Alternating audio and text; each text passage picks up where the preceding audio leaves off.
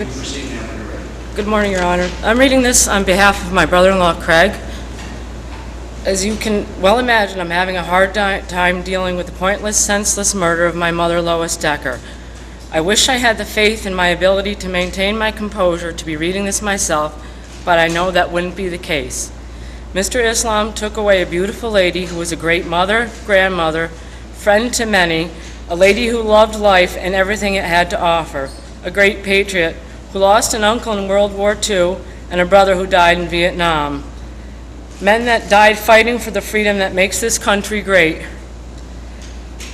I hope everyone sees the irony in this, fighting and dying for the rights of someone who didn't belong here and certainly didn't deserve the privilege of living here. Mr. Islam took a life from someone that believed everyone had some good in them. She would even try to find some good in Mr. Islam. Me, I am not so forgiving. Mr. Islam is a coward who did a terrible, disgraceful, cowardly thing, knowing that he will spend time in prison and hoping he will never have a moment's peace is of little comfort to me and my family. Every day is filled with hate and anger and the question, why? The why we will never know.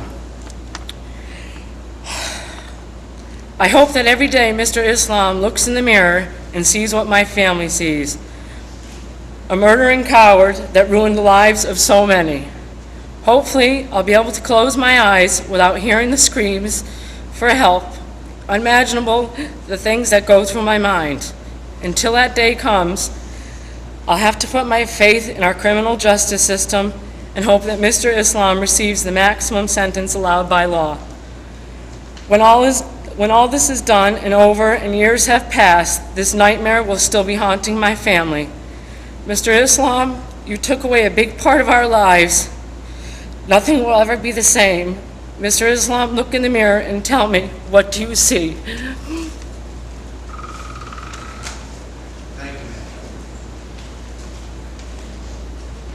Do I have any judgment? Your Honor, Ms. Ball?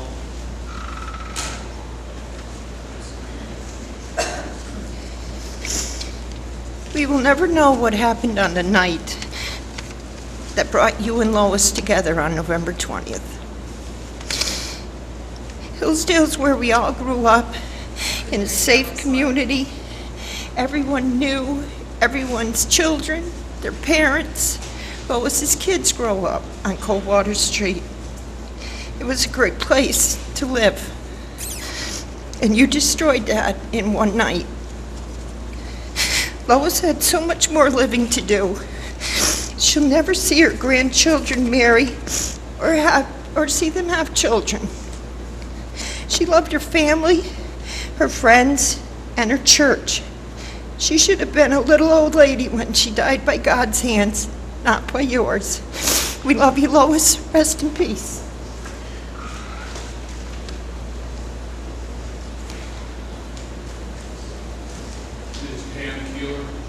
Ms. Keeler, you can step up if you're ready.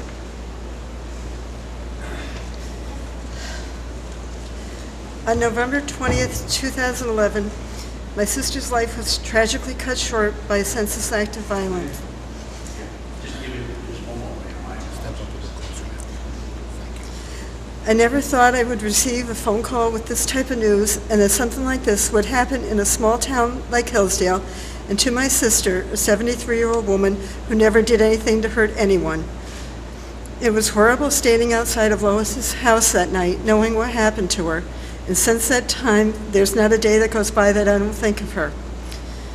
We have always been a very close family, spent a lot of time together, and this has left a hole in our family and it will never be the same. I always expect to see her driving in the driveway in her little white car. She would stop in quite often, hint that she'd like to go out and eat, but wouldn't ask outright, always waiting for someone else to suggest it. We'd often go out to eat together, go shopping, or just for a ride when we were bored. Lois and I have taken trips together to Maine, Gettysburg, Niagara Falls, where a Frenchman was flirting with her. I recently went to a Flag Day program at the school and thought of Lois as she never missed any of these programs. She was very patriotic and loved seeing the programs that the children's put on, and she loved being with children. I have had trouble sleeping in the past, but since that time this has been much worse, especially when I'm alone in the evening and I can't help but think about what she went through and how terrified she must have been. We now lock our doors regularly. This act has taken away our peace of mind, and nothing will ever be the same. I love her and miss her very much. Thank you. Your Honor, Dr. Ms. Debbie Bordeaux. Ms. Bordeaux?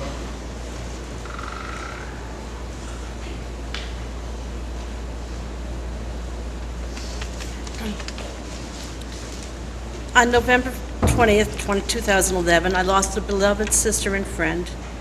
There is such an emptiness in my family because of this.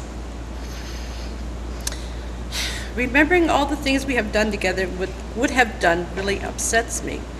We used to go to the Dutch Treat every Friday for their famous macaroni cheese, or I would go with Lois to the kiddie pool with Mikey and my granddaughter to swim.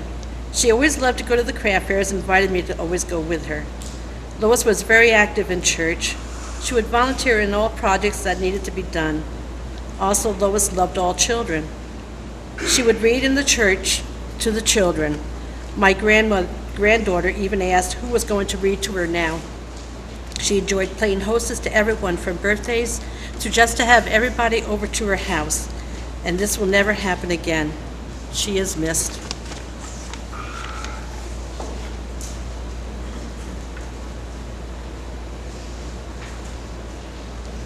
Your Honor, one of Mrs. Decker's children, Dr. Diane Demarest, has traveled for sentencing today from the West Coast.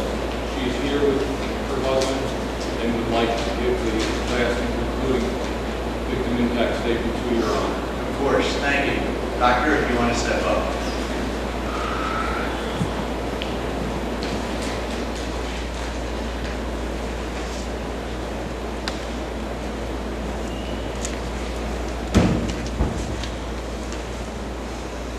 Thank you, Your Honor.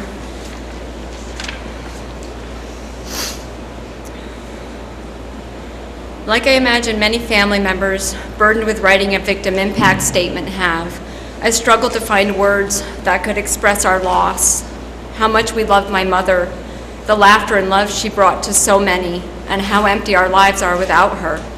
Words like tragedy, heartache, shock, anger, and hateful, though powerful, are really inadequate. We were blessed to have my mom in our lives, and the hole she left is beyond description. But as difficult as it is, I will try to find the words. I promised myself that the focus would be centered on her, not Mr. Islam. She was not the victim. She was our loved and lovely mother. She left this world a legacy of kindness, friendship, community, and family that we will not allow Mr. Islam's despicable act to erase. My mother's light cannot be extinguished by her death, not even this senseless death caused by that coward. We keep her gifts with us through the Taconic Hills Dollars for Scholars Lois Decker Scholarship, and by asking the court to honor her by serving justice to the person who stole her from us.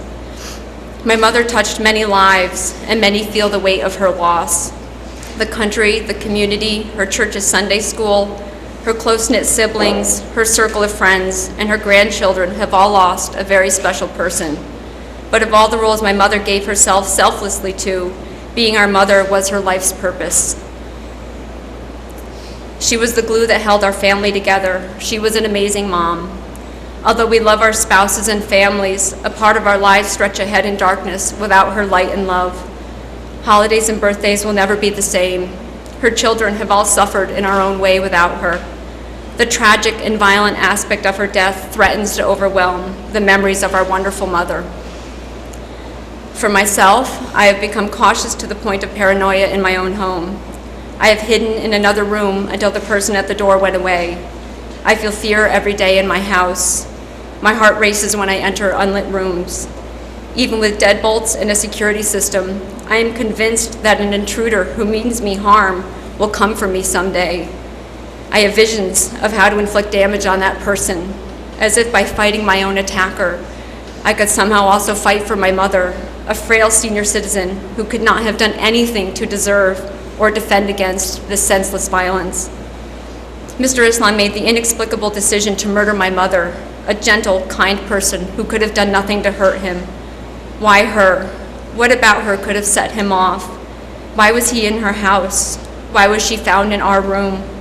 I am haunted by these unanswered questions. My mother led a full life with both joy and sadness, and for reasons I can't explain, I need to know the end of her story. While antithetical to the peaceful death she deserved, her last moments are a real part of her life. I feel it dishonors her for me to hide from the truth. I wonder if I knew more about her death, could I share it with her and somehow diminish how hard it was for her? Mr. Islam is the only person who can tell me the end of my mother's story, but he refused to give a statement to the police. I'm told that the court has no avenue for me to hear his version of events, short of asking him myself. If this is the case, I cannot describe my frustration at having no recourse. This is only a part of the anger and helplessness I feel, but it is a sharp, bitter peace that I've not been able to come to peace with. A guideline for writing impact statements said that I should think of ways that the perpetrator can take responsibility for his crime. The notion that there is any way to make up for our loss is preposterous to those who loved my mother. I will not say that he can pay for his crime, because that implies a debt that can be diminished. His debt is incalculable. His penance will never be done. His guilt never erased. His crime never atoned for. Not if he sees the light of day as a free man again. Not if he is forced to finally leave this country that he does not belong in. Not if he finds religion and never harms another person. Murdering my innocent and kind mother is unforgivable. There is a black mark on his soul that will follow him all of his days, in this life and beyond. Though any punishment can only be a minuscule fraction of the magnitude of the harm he caused, to honor my mother, we must ask that Mr. Islam pays the highest price possible. Between the court administering the longest possible sentence, the parole board keeping him in prison because of the monstrous acts he is capable of, the vengeance of the righteous God my mother believed so strongly in and served so well throughout her life, and karma in the universe, I have to believe that Mr. Islam will suffer for his crime and that my beautiful mother will have a measure of the justice she deserves. Thank you. Thank you.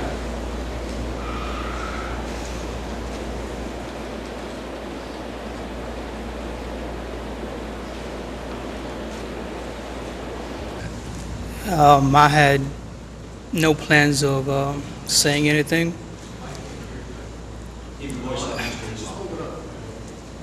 I had no plan of saying anything today, and I read Miss Lois Decker's daughter's statement and her son's, and I know there's nothing I can say or do. Even my death wouldn't make up for what happened, the effect of everything. If any way I could bring any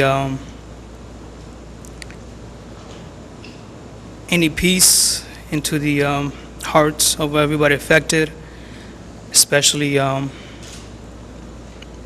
Ms. Lois Decker's son and daughter. It might anger you if I say this, but hopefully it brings a little bit of peace. Even though I didn't know her,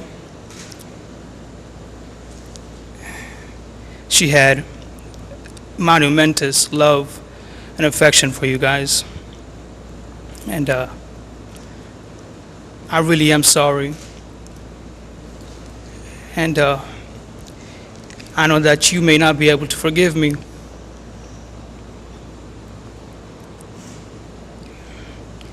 You know, maybe God will. But I wish that one day that you guys are able to. Because that, to me, that counts even more. I just can't sorry. I can't just say I'm sorry, you know.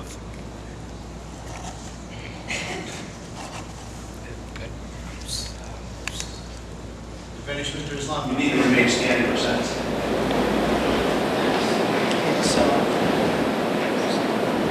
Finished. speaking to the microphone.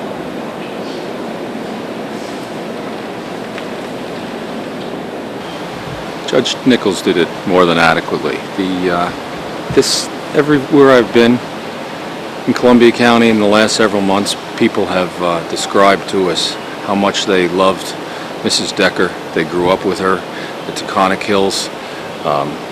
You saw the victim impact statements from these family members, and you heard Judge Nichols. There's no way I can, anything I say would detract from their comments. Judge Nichols mentioned, why wasn't he deported? Well, I can tell you what the people at immigration say.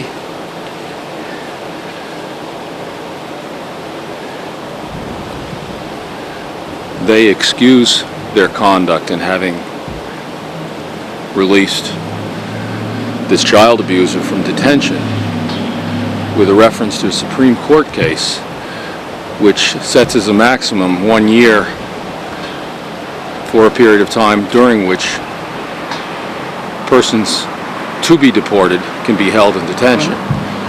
The fact is, that's simply an excuse that holds no water. This man was a dangerous criminal inasmuch as he was a child abuser previously sentenced by Judge Nichols to prison. As a danger to the community, the Supreme Court case to which they referred does not apply. Major screw-up. To put it mildly.